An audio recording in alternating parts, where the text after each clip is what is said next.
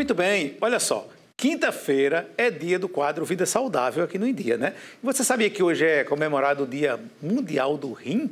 Pois é, a data busca promover informações necessárias sobre doenças renais, tendo como objetivo principal aí as discussões sobre prevenção, diagnóstico precoce e tratamento adequado.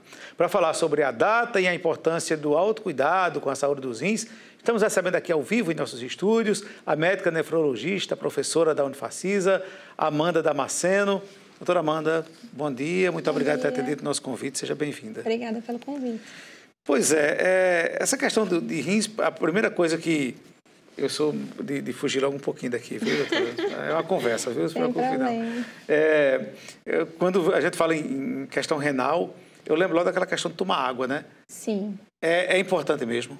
É, super importante. A maioria das pessoas só se lembra disso, inclusive, né? Existem várias doenças do rim, né? Então, para algumas, inclusive a maioria, é essencial que se beba muita água, sabe? Uhum. Mas a gente precisa lembrar que para os que já têm doença renal, o excesso de consumo de água pode ser até prejudicial. Então, isso tem que ser individualizado para cada paciente. Mas para a população em geral, para prevenir o surgimento de doenças renais, é importante, sim, ter uma boa ingestão de líquido. Tem alguma questão? Porque outra coisa que o povo de Campinas às vezes fala é porque a água de buqueirão não faz bem, a água mineral não faz bem. Tem algum problema com isso? Não, é mito? Isso é mito, total. Inclusive, atendo várias pessoas... Não é novidade para a senhora, já ouviu, né? Isso, com cálculo renal que dizem que água mineral não pode quem tem cálculo renal, mas isso é mito, totalmente. Pode sim, deve. Então, doença de rim, doenças renais... São vários tipos, porque a gente lembra logo da questão dos cálculos e tal, mas tem vários tipos de doença? Sim, nós temos vários tipos de doenças renais, né? As que estão mais assim na cabeça das pessoas é o cálculo renal, a infecção, né, do trato urinário, que também existem alguns tipos. O Dia Mundial do Rim é um dia de conscientização, né? Como o próprio nome já diz, mundial, então ele é organizado pelas associações e sociedades de nefrologia do mundo inteiro. E a ideia é voltar a cabeça e a atenção das pessoas especificamente para um tipo de doença renal, que é a doença renal crônica, Sim. que é quando a gente tem uma diminuição do funcionamento dos rins. Uhum. Essa diminuição, ela tem vários estágios, então ela vai desde um estágio leve até um estágio terminal, que é quando é abaixo de 10% e é necessário fazer uma hemodiálise ou um transplante renal. E essa doença, ela é uma doença que dá pouquíssimos sintomas.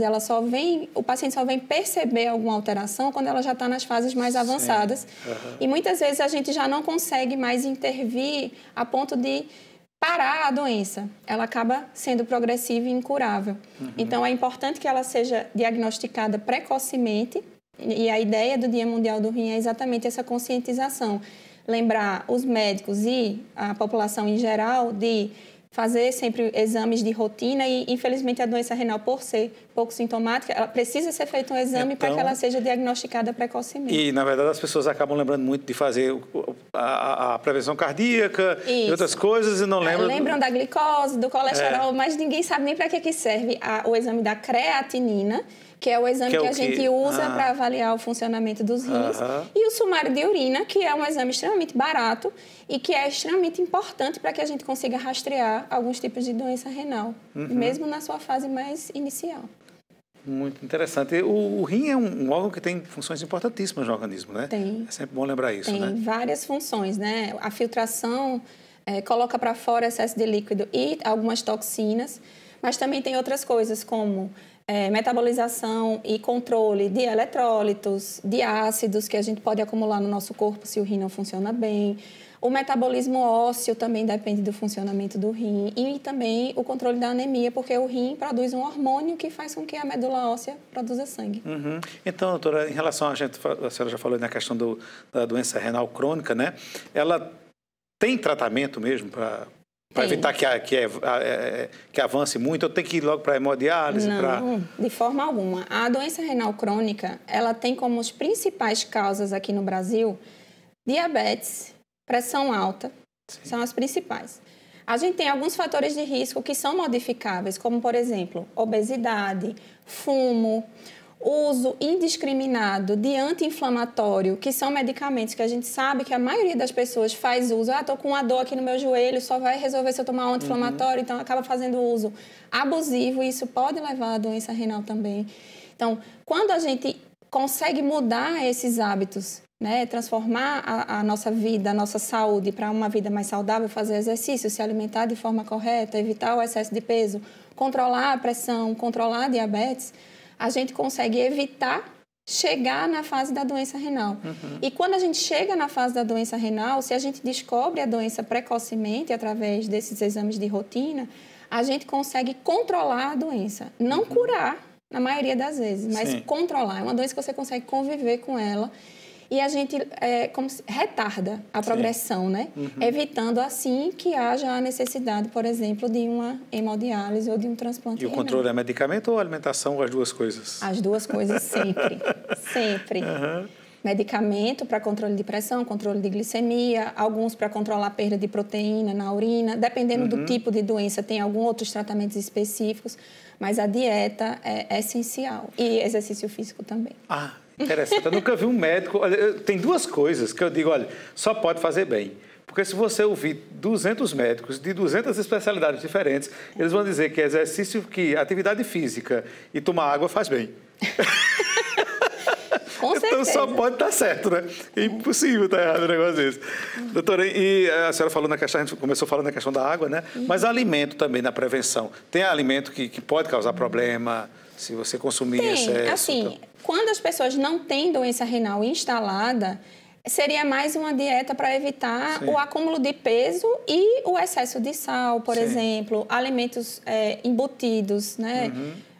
Presunto, queijo, apresuntado, miojo. Alimentos com excesso de sal e excesso de conservantes, eles fazem mal à saúde em geral. Consequentemente, também fazem mal para os rins.